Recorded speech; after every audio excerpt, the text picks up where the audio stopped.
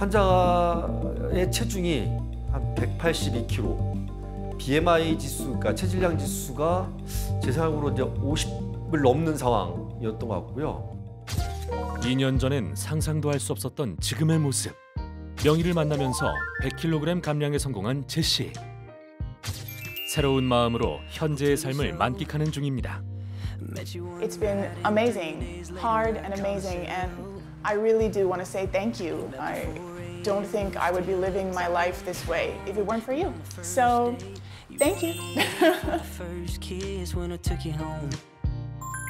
Yeah, we took it slow, but you got it. 예전에는 비만을 질병으로 안 봤는데 요즘은 조금 인식이 많이 변하는 것 같습니다. 안타깝게도 여전히 비만을 질병으로 인식하는 수준은 좀 낮은 편이고요. 아직도요? 네, 여전히 낙인화돼 있다고 해야 될까요? 비만하다고 하면 좀 게으를 거야. 좀 나태. 숨어서라도 많이 먹을 거야. 이런 식으로 이제 낙인화돼 있고 심지어는 아직도 의료인들도 좀 그런 부분에 대해서 좀 안타깝지만 있는 건 사실입니다. 그러니까 비만이 있으면 뭐 당뇨병, 고혈압 이런 것 때문에 비만을 질병으로 인식해야 되는 게 아니라 비만 자체를 질병으로 인식해야만 치료가 될 수 있고 해결이 될 수가 있습니다. 그렇네요. 그동안 비만 인구가 준 적은 단 한 번도 없고요. 계속 늘잖아요. 초고도 비만은 거의 10년 단위로 2배 이상 늘고 있습니다. 그렇게 나요? 이렇게 늘고 있는데 사회적인 인식은 질병이 아니라고 했을 때 달라진 게 없잖아요. 그럼 이 경향을 줄이려면 비만 인구도 줄이고 초고도 비만도 줄이려면 이게 질병이기 때문에 치료 요역으로 끌고 들어와서 치료를 해야 됩니다. 명확히 인지를 해야 되는 거예요. 네, 맞습니다. 살이라는 게 사실 천천히 찌는 경우도 있지만 급작스럽게 살이 찌는 경우도 굉장히 많거든요. 네네. 오늘 만나보실 분은요, 급작스럽게 살이 쪄서 일상생활이 참 많이 힘드신 분이라고 합니다. 이분의 일상을 좀 지켜보면서요. 네네네. 잘못된 부분이 있으면은 지적을 해서 이분이 좀 개선될 수 있도록 좀 지도를 해주시면 알겠습니다. 좋겠습니다. 네네. 자, 그럼 오늘 주인공의 일상 만나보시죠. 급격히 살이 찐 이후로 전신 건강이 무너졌다는 오늘의 주인공. 자신만의 음악에 맞춰 오늘도 찐 살을 모두 날려버리기 위해 운동에 매진하고 있는 김경욱 씨. 그러다 보니 어느새 땀에 흠뻑 젖어버렸는데요. 그런데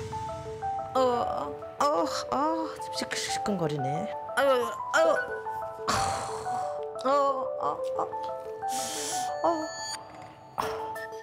앉았다 일어날 때 왜 어른들이 아이고 아이고 그 소리를 하잖아요. 그게 제 입에서 종일 나오는 거예요. 지금 많이 심각해진 그런 느낌이에요. 내심 기대되는 체중 얼마나 빠졌을까요? 뭐야 이게? 왜 더 늘었어? 이토록 열심히 하는데도 체중은 점점 늘기만 합니다. 코로나 그 이후로 갑자기 이렇게 몸이 불어난 거예요. 방문 교사로 일하고 있는 경욱 씨는 코로나 시기에 재택근무를 할 수밖에 없었다는데요. 현저히 활동량은 줄었지만 먹는 건 그대로였습니다.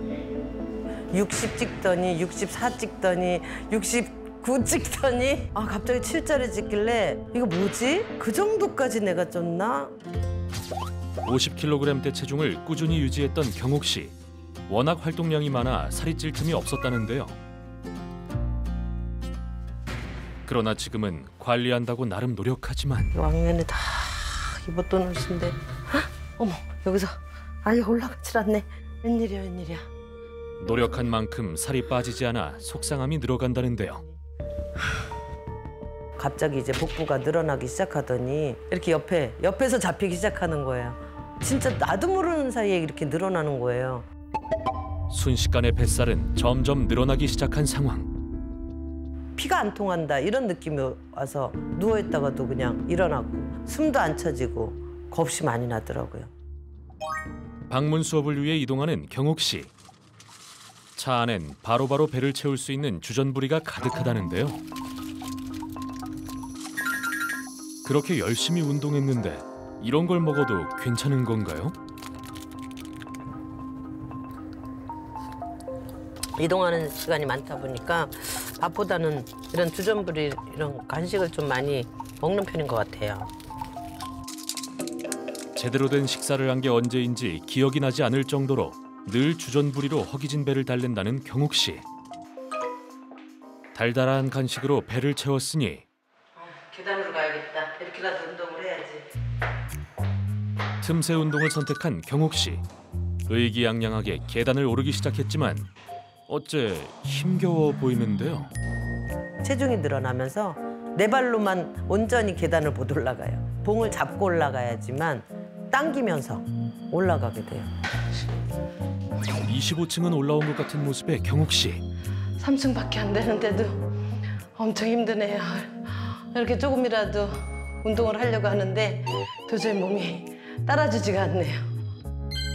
일상 속 틈틈이 운동하지만 그녀의 체중은 왜 요지부동일까요?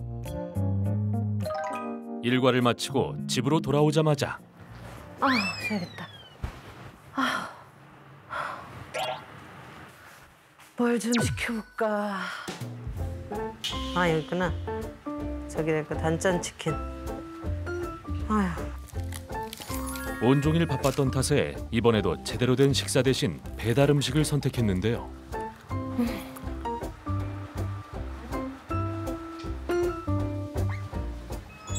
경옥 씨에겐 이 순간만큼은 최고의 힐링 시간입니다. 그런데 잠시 후 갑작스럽게 복통을 호소하는데요. 그녀에게 무슨 일이 일어난 걸까요?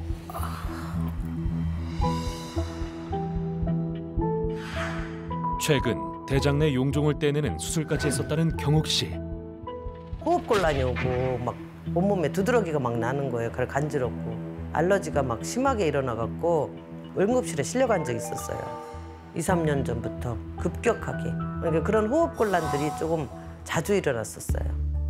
게다가 시도 때도 없이 덥고 밤새 잠을 잘 이루지 못하는 등 갱년기 증상까지 생겨버렸다는데요. 비만과 이 여성의 갱년기 상관관계가 있습니까? 아이고 안타깝지만 큰 상관관계가 있죠. 그래요. 폐경에 접어들 때 급격하게 체지방이 증가할 수밖에 없거든요. 체지방이 증가하게 되면 근육 감소형 비만이라고 해서 팔다리는 가늘어지고 배만 나오면서 여러 가지 이제 성인병에 급격히 노출되고 그로 인해서 그 심혈관계 합병증 발생이 급격하게 증가하게 되죠.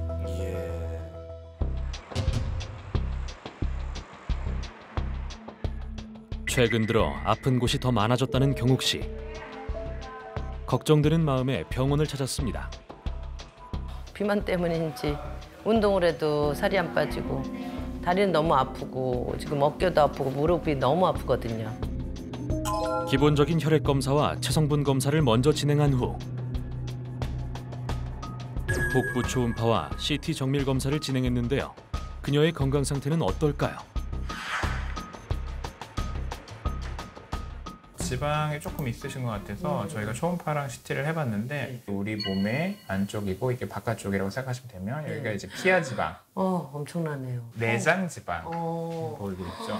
내장 지방과 피하 지방의 비율이 0.4% 이상이면은 내장 지방이 0, 0.4% 미만이면 피하 지방이 0인데 지금 0.5%에서 6%입니다. 한마디로 내장 지방이 너무 많다는 거예요. 체중 증가되신 지가 오래되셔서 내장의 지방이 많이 차 있어요.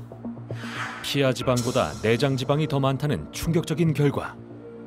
그런데 이뿐만이 아닙니다. 일단 초음파를 먼저 보여드릴게요. 이 정도는 거의 한 심한 정도 해야 되는데 중등도 정도. 그래서 중등도 지방간이 있다고 생각하시면 돼요. 건강에 적신호가 켜진 건 알고 있었지만 지방간까지 있을 거라 전혀 예상치 못했기에 놀란 경옥 씨. 혈관에도 많은 영향을 미쳐요. 고지혈증 같은 게 좀 의심되거든요. 가장 중요한 거는 이제 머리 쪽하고 심장 쪽, 뇌경색, 심근경색 위험성이 올라가는 거예요.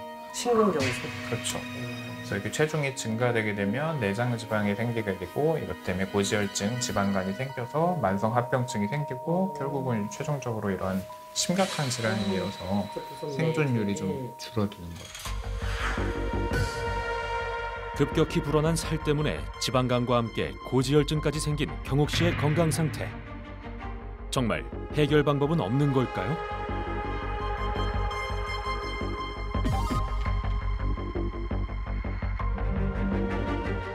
교수님 화면 나갈 때 굉장히 좀 놀라셨거든요. 네네네네. 상태가 좀 안 좋으신 것 같아요. 네네네. 비만과 관련돼서 나쁜 습관들을 모두 가지고 계신 것 같습니다. 아, 그래요? 심지어는 운동하시는 것 자체도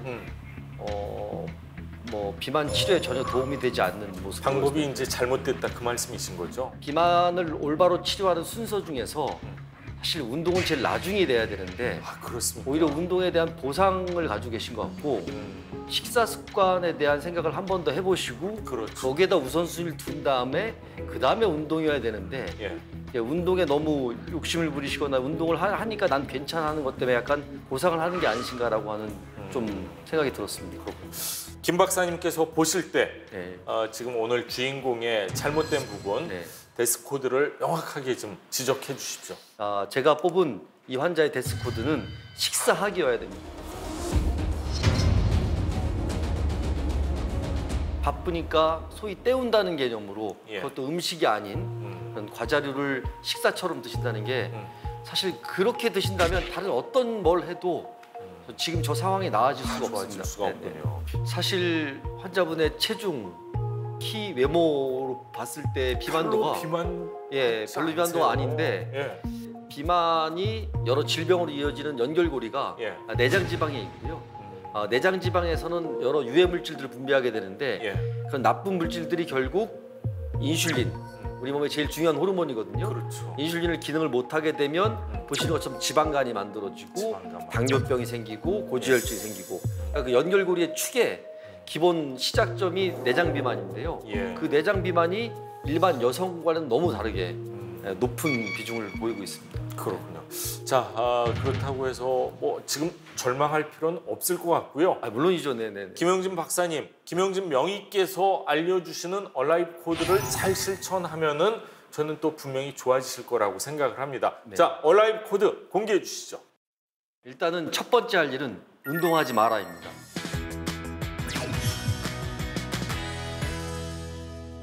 운동을 하지 마라. 네네네.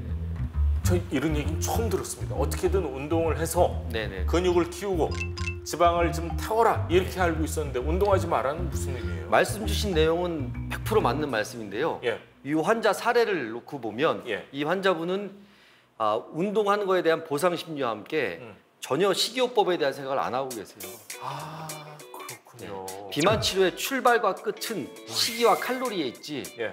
운동은 보조라고 생각하시면 됩니다. 아, 그래요? 네. 운동은 식이요법을 통해서 예. 체중계의 숫자를 줄인 숫자를 유지하는 데 도움이 된다라고 말씀을 드립니다. 내가 운동을 해서 살을 빼겠다라는 생각을 조금 한 번은 이제 버렸으면 좋겠어요.